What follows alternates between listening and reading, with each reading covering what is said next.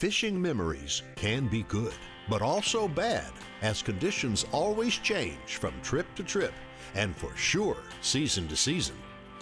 Today we'll be fishing in the moment and see how Wade and professional angler Jason Christie handle the conditions that they're dealt.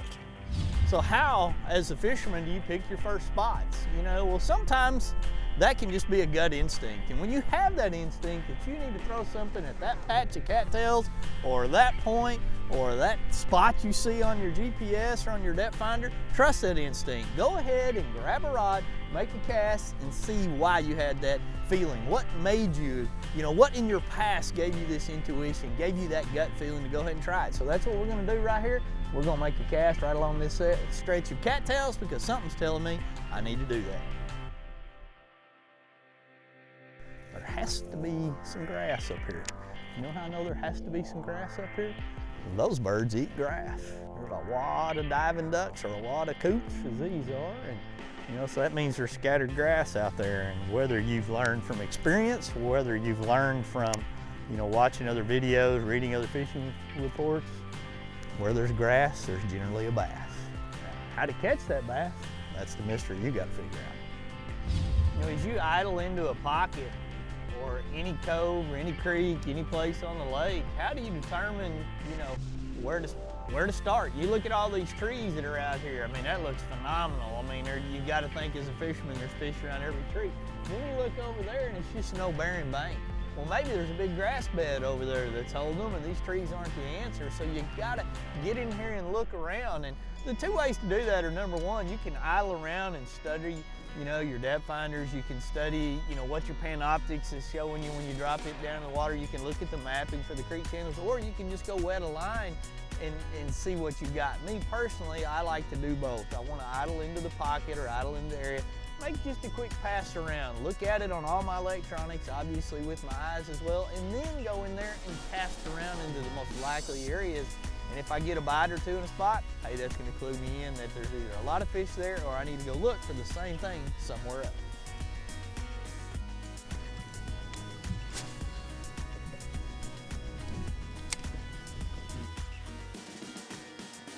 They're gonna move.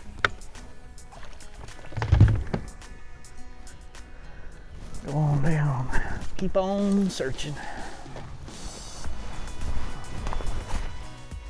Wade has explored several new spots on the lake, but the fish just aren't biting. So Wade moves over to a rock dam where he's been successful in the past. I don't think I've ever fished down this dam and not caught one.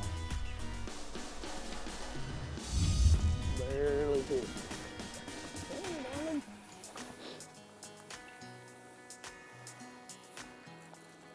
Come here, baby. You just kind of slapped at it. May have the wrong color here. When you start catching them, I've always felt, you hear a lot of people talk about where you catch them on one hook like that, a lot of times, you may not have the right color. And he kind of just reacted to the bait as it was going by. But regardless, that's a bass.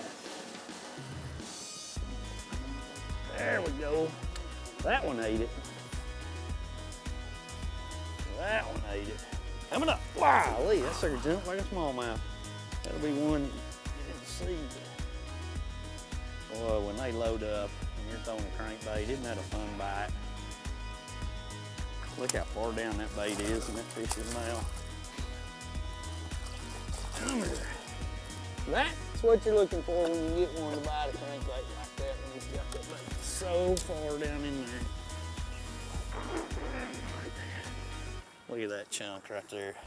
Coming up next, we visit with Jason Christie up in Oklahoma.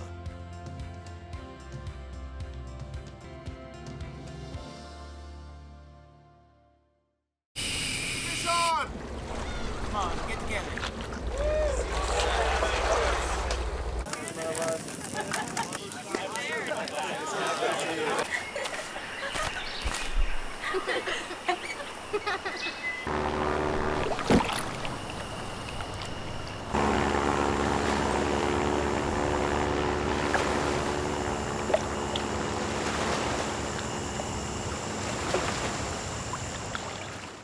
After your next successful fishing trip, savor the flavor with a Bradley Smoker. They have a whole list of creative recipes for catch with a wide variety of delicious smoky wood flavors. Find out more about making your meal as memorable as the fishing trip at BradleySmoker.com. When I talk about Sunline, I think of one word: confidence. Sunline FX2 is what I use for all of my frogging and flipping. S61 braid, which braid plays a big part in fishing line. Shooter, I'm going to use in those close quarter deals like flipping and pitching. One of my favorite techniques in fishing the tournament trail is to fish offshore ledges. We have taken the questions out of the equation. Take my word for it. It works. It works, dude. After all my years of searching, I finally busted the myth of the Yeti! The Engel High Performance Cooler. It's incredible. Just look at this lid. What a powerhouse! It's so freaking strong, so reliable. I just wanna boom! This silicone gasket's better than rubber. Why, hello there. Are your base and sidewalls way thicker for superior insulation? Oh, yes. After 10 days, still cold, still fresh. Let's see a Yeti do that. With Engel coolers, it's official. The Yeti is busted. Let's get down to business. Quiet, you sons of fishes. Now, what? I'm switching sonar. Why? Because now I can see fish swimming live in front of my boat. I even see fish attack my lure. Y'all sonar's just history. I'm out. I'm with him.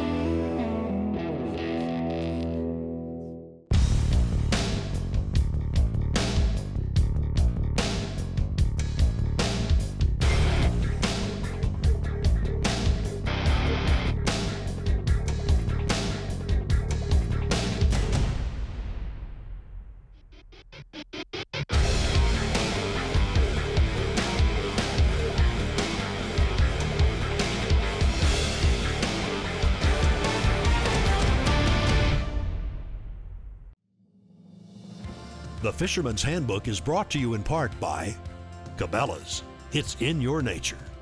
Ranger Boats, still building legends one at a time. Yamaha Marine, reliability starts here. Garmin, fight your fish, not your fish finder.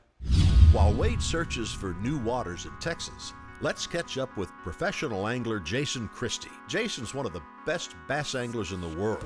He's had success at all levels and well known for his ability to adjust on the water. This on-the-water decision-making ability is one of the reasons we're excited to have Jason sharing thoughts on how to find and catch fish on both your home waters as well as places you've never fished before.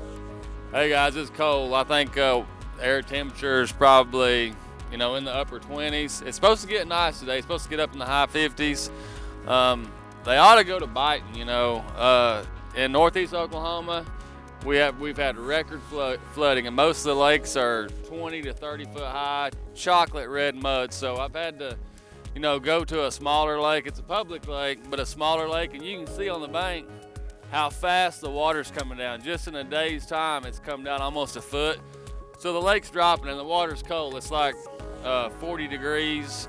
I expect it to get up, 3 or 4 degrees. But kind of what I'm thinking is we're going to start off this morning maybe, throwing a jerk bait, something, kind of slow. And as it warms up throughout the day, hopefully we can go like to a spinner bait or a jig or something like that and catch them a little bit more aggressive. With the water dropping so fast, they're probably going to be grouped up somewhere, and they're going to, I'd say they're going to be on the edge of something. This thing it's still 5 or 6 foot high, and it has water willow around. So I'm kind of thinking they might be somewhere grouped up in that water willow. The water is pretty dirty, like every other lake in Oklahoma is. I mean, you probably got a foot visibility at the most. So it kind of limits, the strike zone. So we're just going to play around and it's one of those nice days to be out fishing and see if we can't figure out a way to catch some. All right, here's a really cool thing from Garmin. I'm a professional fisherman, and I still like to fish these little bitty lakes. And this lake here is probably 400 acres and doesn't have mapping. So with Garmin, it has something new called the Quick Draw. I'm actually out here while I'm fishing, idling around, and I'm drawing a map of the lake. So even though, you know, they haven't surveyed this lake, just with me fishing down the bank, I'm able to draw a contour. So after, you know, a couple days fishing this lake, or even if I wanted to just take 2 hours and idle around and really see what's on the bottom, I could do that. But I mean, any lake in the country, anywhere, you could even take a big lake like Sam Rayburn, and you wanted a piece, you know, you wanted to really dissect a creek, you know, you could idle around and draw a map. And that's what this thing's doing, is as I'm idling, it's drawing a map and recording it on an SD card. It's just really cool. I mean, that's just some of the things that Garmin's putting out there to make fishing a lot easier on us. See how out in front of me, as I'm idling, it's drawing the contours. And what it's doing is see, right here is the bank line. So it's you know, making this second idling, it's telling, you know, the unit's telling, hey, this is where the contours are, this is the shallow water, and now here's the deeper water. 2 or 3 fishing trips, I'm gonna have this thing mapped out and not even have to really try to do it.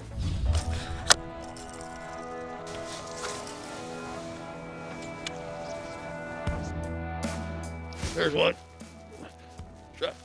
He's on the edge of that bush. Them dudes might be shallower than what I thought they were. Little bitty.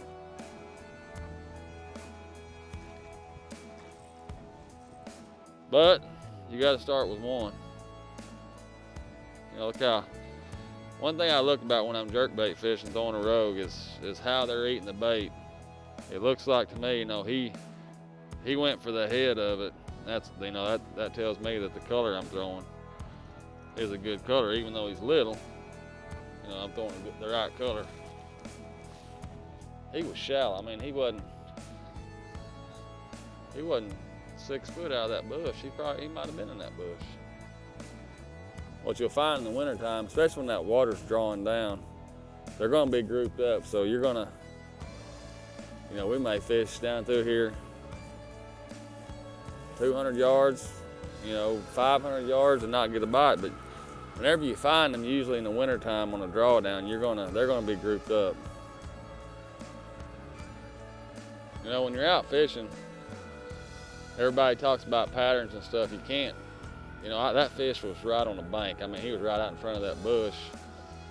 But you can't get dialed in just on one. It takes really 2 or 3 fish. I like 3 before I really get keyed on. You get 3 doing the same thing, and then you can kind of start running with it. But just the first bite, I mean, it kind of gives you a little bit to go on, but you still want to stay open-minded until, you know, you really get it dialed in. A lot of times you'll have one, that first bite will lead you in the wrong direction.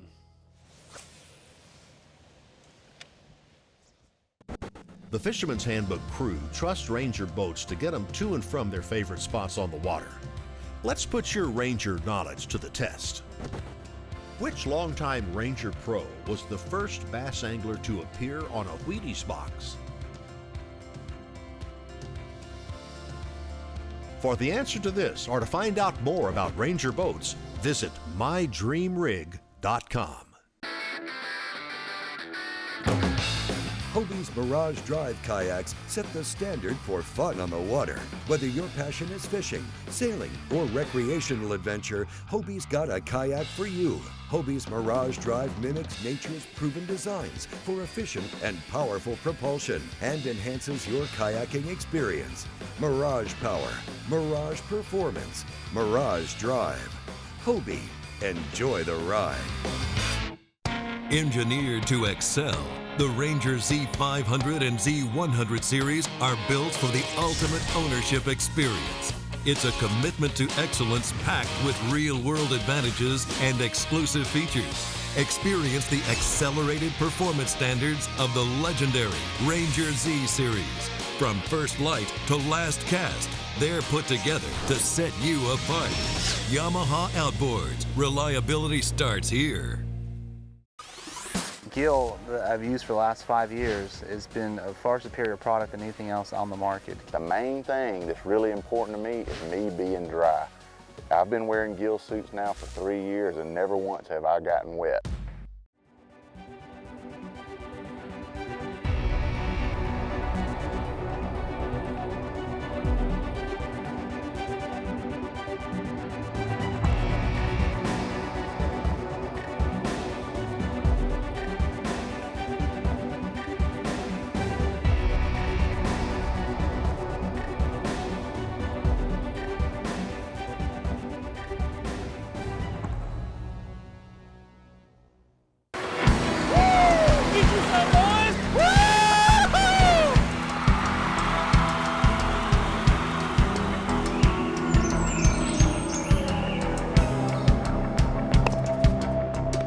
Oh, nice shot. You put the cool in life.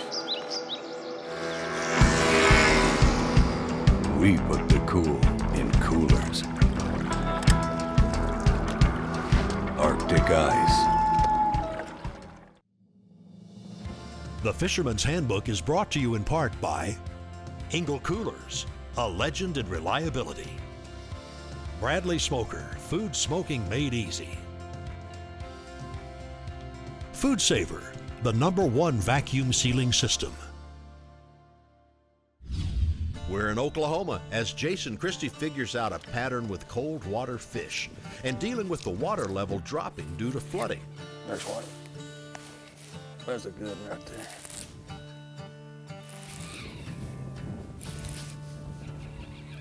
there. Easy. Boy's running crazy. He's not acting like that water's 42, is he? Oh yeah. That's the kind we want right there.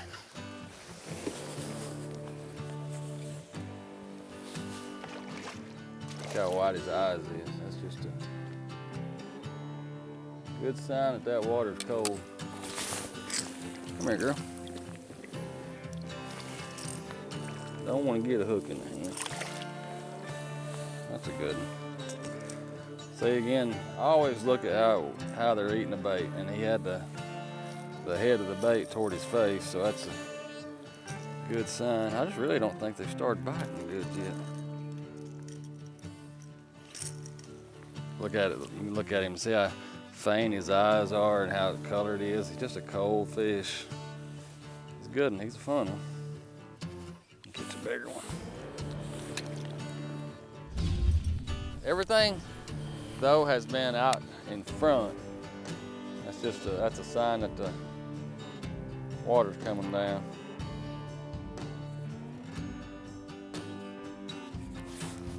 There's one. That's a good one. There we go.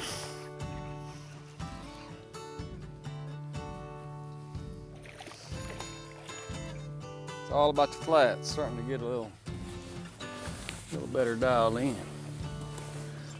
On the flat banks and close to the bank. Come here, girl.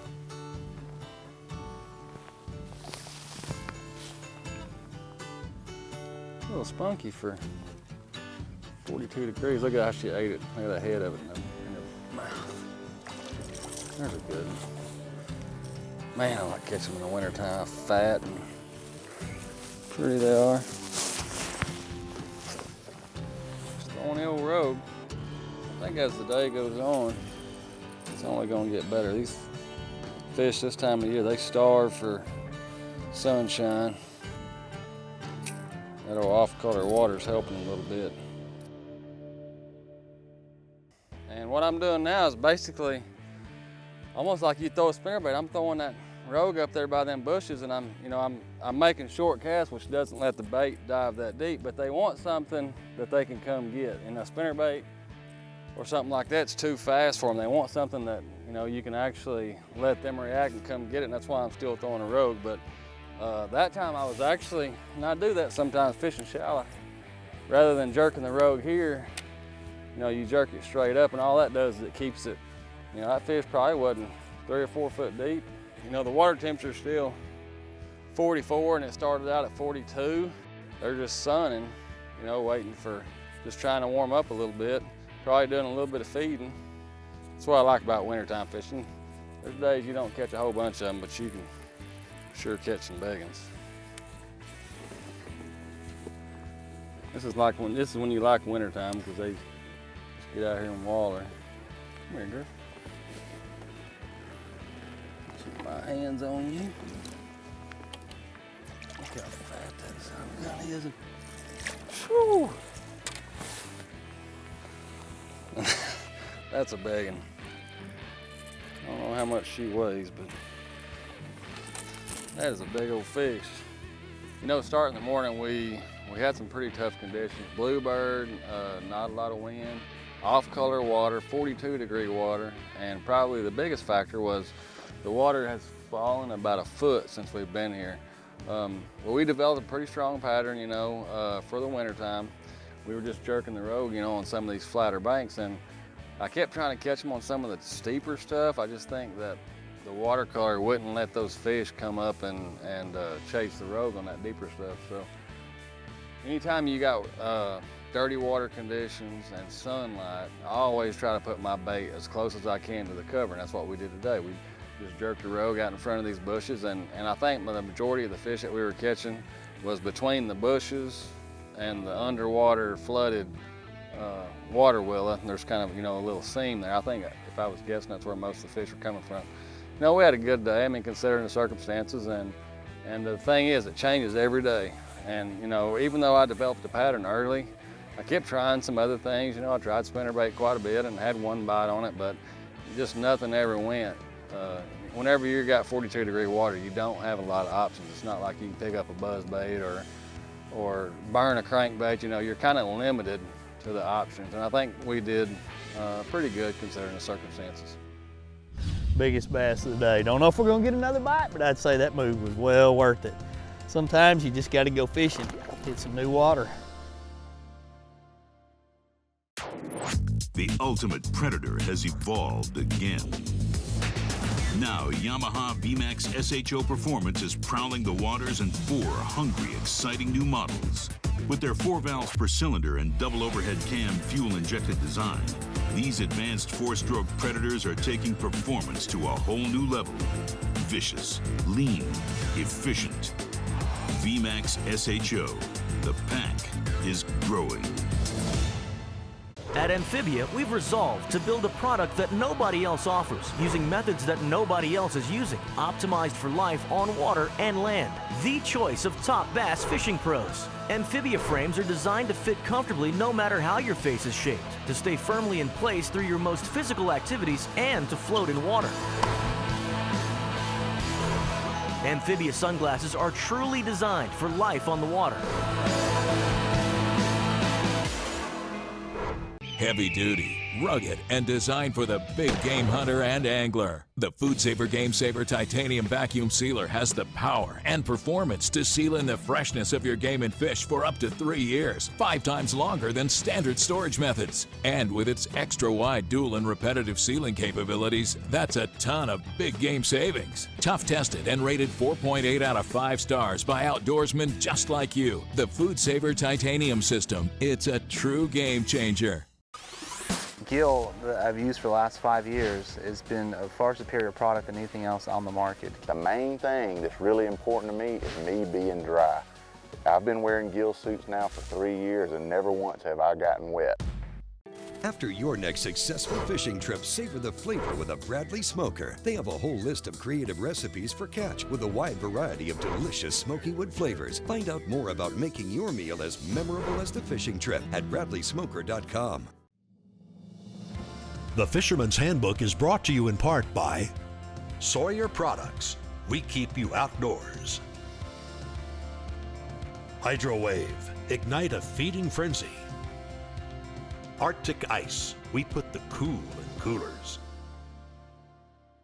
We're back in Texas, and Wade has abandoned his regular fishing spots and found some new water that he hasn't fished yet. Oh gosh, sitting there short string right at the boat. That's a good one.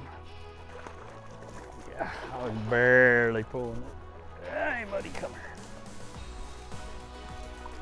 Oh, don't do that. Got him. You know, I've been fighting the urge, and we talk about fishing memories, and I'd been up there fishing memories. I hadn't made 4 casts back here. Biggest bass of the day. Don't know if we're gonna get another bite, but I'd say that move was well worth it. sometimes you just got to go fishing, hit some new water. Definitely paid off right there. See if there might be another one there. Boy, he barely did it. Come here, fish, a little better one here. Boy, he hit it on the fall. You know, we made a move after struggling in the same spot. And these last 2 bites, quality. You know, basically getting out of my quitting fishing memories and doing something different. Come here. And we'll just do that. You're hooked pretty good. That was awesome. That was awesome. Boy, it's fun when you start getting bites and they come up like that. Let's see if we can catch another one right there. I think we're just kind of looking like we're fishing down the edge of basically what's a little creek here, and pretty deep, right up to the edge of this flat. And fish are just kind of laying in here. Both of those bites have been real soft. That typical late winter or early spring, starting to move up and just picking it up, swimming off. I'd like to do some more of that.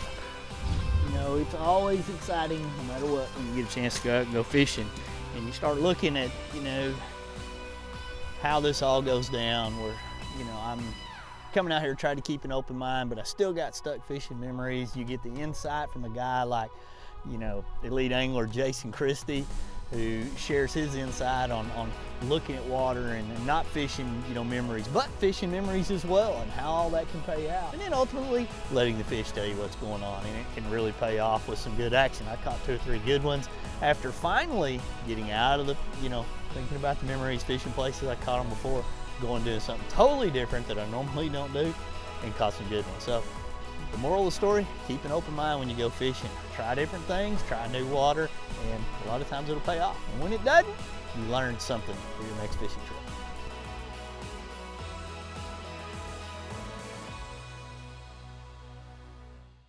For any of the products seen used on today's show, visit Cabelas.com.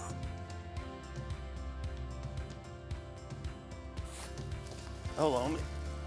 Now that's a giant. We go from one to the other. Look at there. Maybe that's what they're feeding on. I ain't never caught a bass that little, especially in the wintertime. But that's what you catch whenever you just tell the cameraman in the wintertime you catch nothing but big ones.